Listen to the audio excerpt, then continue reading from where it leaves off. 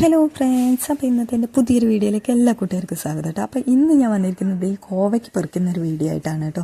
അപ്പോൾ നമ്മൾ ഇതിൻ്റെ മുന്നേ ഒരു വട്ടം ഉപ്പേരി വയ്ക്കാനുള്ള കോവയ്ക്ക് നമ്മൾ പറിച്ചിരുന്നു. അന്ന് രാവിലെയാണ് കേട്ടോ കോവയ്ക്ക പറിച്ചിരുന്നത്. അപ്പോൾ അതുകൊണ്ട് നമുക്ക് വീഡിയോ ചെയ്യാൻ പറ്റിയിട്ടില്ല കേട്ടോ.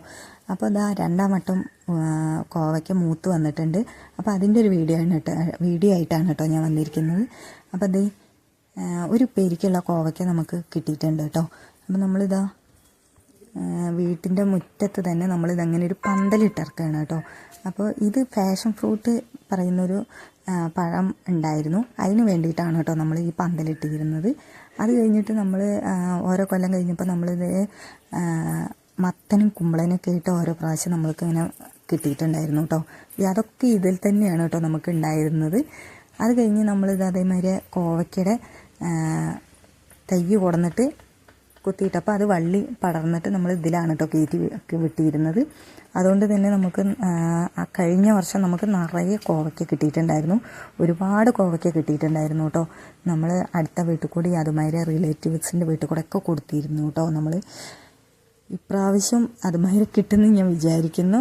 ഇപ്പോൾ നമുക്ക് രണ്ടാമത്തെ വട്ടമാണ് കേട്ടോ നമ്മളിത് കോവയ്ക്ക പറിക്കുന്നത്.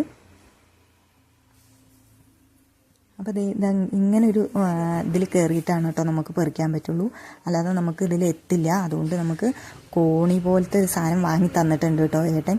അപ്പോൾ നമ്മൾ ഇതിൻ്റെ മുകളിൽ കയറി നിന്നിട്ടാണ് നമ്മൾ പറിക്കുന്നത്.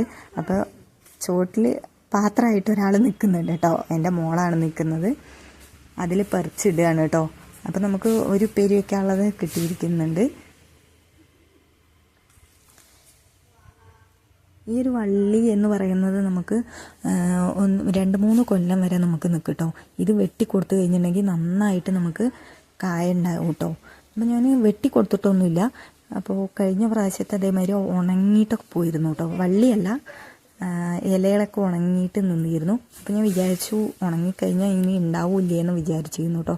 പിന്നെ നമ്മൾ വെള്ളമൊക്കെ ഒഴിച്ച് കൊടുക്കുമ്പോൾ നമുക്കിങ്ങനെ വെള്ളം ഒഴിച്ച് കൊടുത്തിരുന്നു. ദിവസേന ഡെയിലി നമ്മൾ നനച്ചിരുന്നു കേട്ടോ.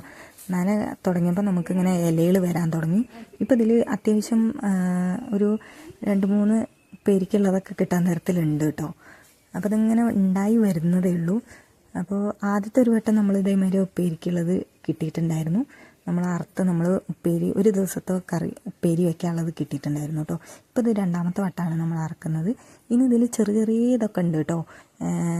മൂക്കാത്ത കോവയ്ക്കൊക്കെ ഉണ്ട്. അത് നമ്മൾ പറിച്ചിട്ടില്ല. അത് അടുത്ത തവണ പറിക്കാമെന്ന് വിചാരിച്ചു, മൂത്ത് കഴിഞ്ഞിട്ട് പറിക്കാമെന്ന് വിചാരിച്ചു കേട്ടോ. ഇനി നിറയെ പൂവും കാര്യങ്ങളൊക്കെ ഇട്ടിട്ടുണ്ട് കേട്ടോ. അപ്പോൾ നമുക്ക് ഒരുപാട് ഉണ്ടാവുമെന്ന് നമ്മൾ വിചാരിക്കുന്നു. അപ്പോൾ ഇതാണ് കേട്ടോ വള്ളി. നല്ല മൂത്ത വള്ളിയാണ്. അപ്പോൾ ഇതെന്നാണ് കേട്ടോ ഇങ്ങനെ പടർന്നു വരുന്നത്. അപ്പോൾ കഴിഞ്ഞ കൊല്ലം നമുക്കിങ്ങനെ പടർന്ന് നല്ലപോലെ തോനെ കിട്ടിയിട്ടുണ്ടായിരുന്നു കോവയ്ക്ക. അപ്പോൾ അതെത്ര കോവയ്ക്കാണ് കേട്ടോ നമുക്ക് കിട്ടിയിരിക്കണം. ഒരു ദിവസത്തെ ഉപ്പേരി വയ്ക്കാനുള്ളതൊക്കെ കിട്ടിയിട്ടുണ്ട് കേട്ടോ. അപ്പോൾ ഇന്നത്തെ വീഡിയോ ഇത്രയേ ഉള്ളൂ. ടാറ്റാ.